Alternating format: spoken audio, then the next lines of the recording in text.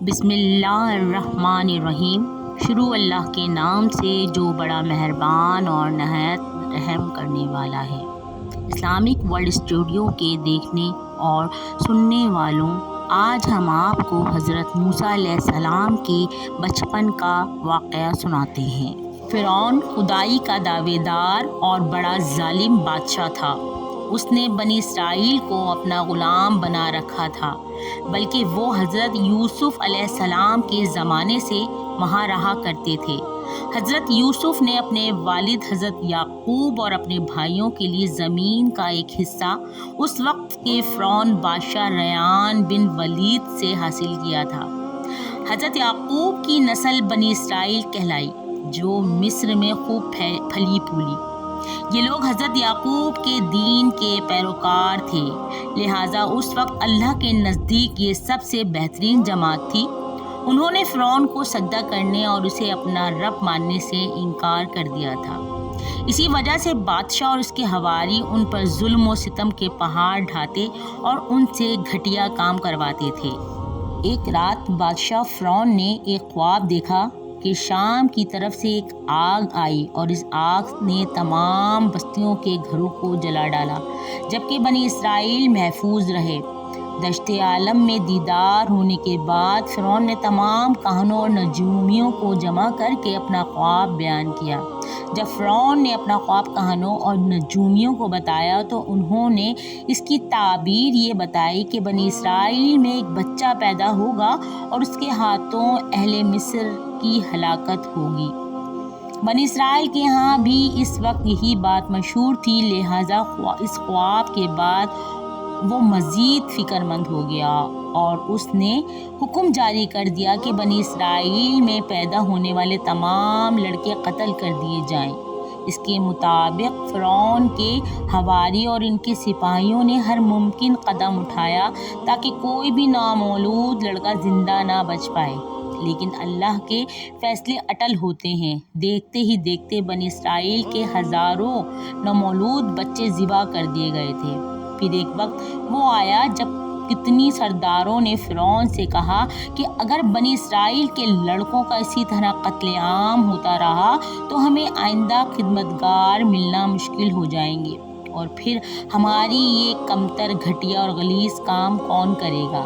اس پر فرعون نے حکم جاری کیا کہ 1 سال چھوڑ کر بچے قتل کر دیے جائیں گے۔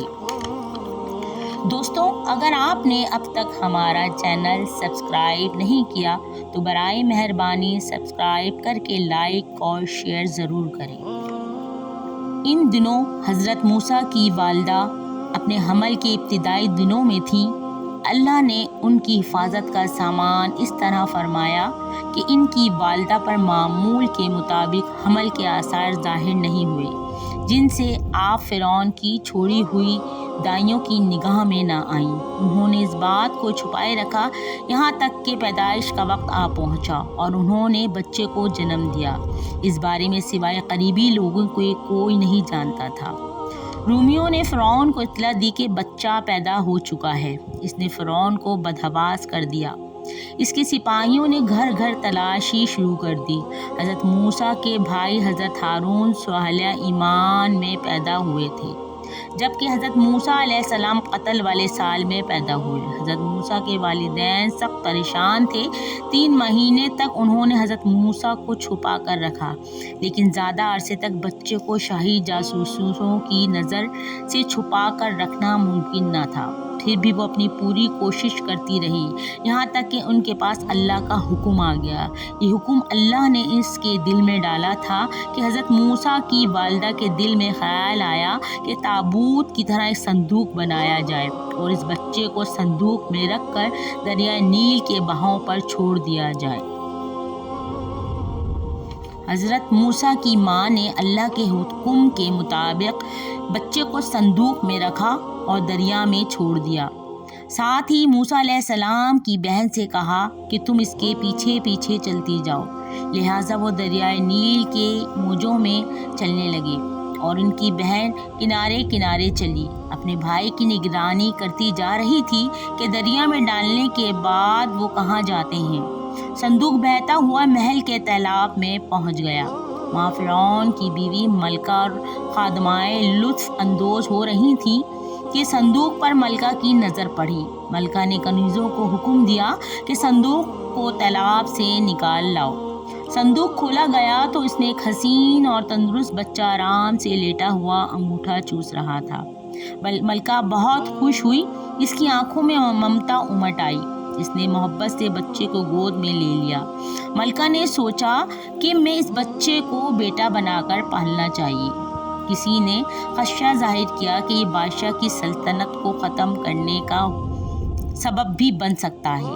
فرعون کے دل میں بھی ایک خیال آیا کہ کہیں یہ بچہ بنی اسرائیل کا وہ لڑکا نہ ہو جس کے بارے میں نجومیوں نے پیشن گوئی کی تھی۔ لیکن فرعون کی بیوی نے کہا کہ یہ بھی تو ہو سکتا ہے کہ یہ بچہ ہماری آنکھوں کی ٹھنڈک بنے یا ہم اس کو اپنا بیٹا بنا لیں۔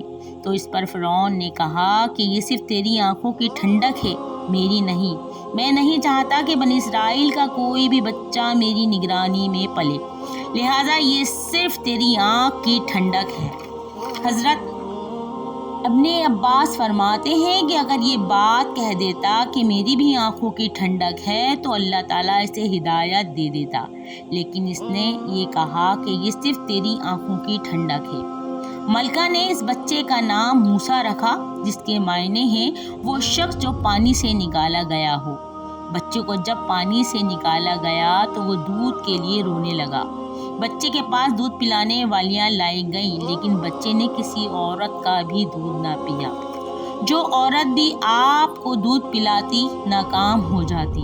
ادھر موسیٰ علیہ السلام کی بہن دور کھڑی یہ سب دیکھ رہی تھی کہ موسیٰ علیہ السلام کی بہن نے فرعون کی بیوی سے کہا کہ میں تمہیں ایسا گھر نہ بتاؤں جو اس بچے کی تمہارے لیے پرورش کرے اور اس بچے کی خیر خواہ ہو، اس لیے کہ وہ ایک غریب گھرانہ ہے۔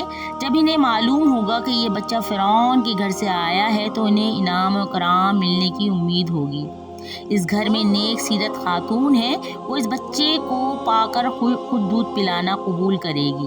اس کی بیوی نے کہا چلو ٹھیک ہے، لہٰذا آپ کی بہن کے گھر لے کر آئیں۔ والدہ محترمہ نے اب بچے کو دودھ پلایا تو آپ نے فوراً دودھ پینا شروع کر دیا۔ اب چونکہ بچے نے کسی اور کا دودھ پینا قبول نہیں کیا تھا، اس لیے وہ خود بچے کو لے کر آئے تھے۔ اس طرح حضرت موسیٰ علیہ السلام شاہی محل میں پرورش پا کر جوان ہو گئے اور پورے توانا ہو گئے، لہٰذا اللہ نے آپ کو نبوت کے منصب پر فائز کیا۔ آپ نے بنی اسرائیل کو فرعون سے آزادی دلائی اور مصر سے نکل گئے۔ فرعون بنی اسرائیل کو ختم کرنے کے لیے لشکر لے کر روانہ ہوا۔ جب بنی اسرائیل بحر احمر کے قریب پہنچے تو اللہ نے ان کے لیے دریا کے بیچ سے راستہ کھول دیا۔ یہ وہی موقع تھا جب فرعون کا وہ خواب پورا ہونے والا تھا اور اس کی بادشاہت اور ناشکر تباہ و برباد ہونے والی تھی۔ بنی اسرائیل تو سمندر کے پار چلے گئے، مگر جب فرعون نے اپنے لشکر سمیت ان کے پیچھے آیا تو سمندر کا یہ راستہ بند ہو گیا اور وہ اپنی لشکر سمیت اس سمندر میں غرق ہو گیا۔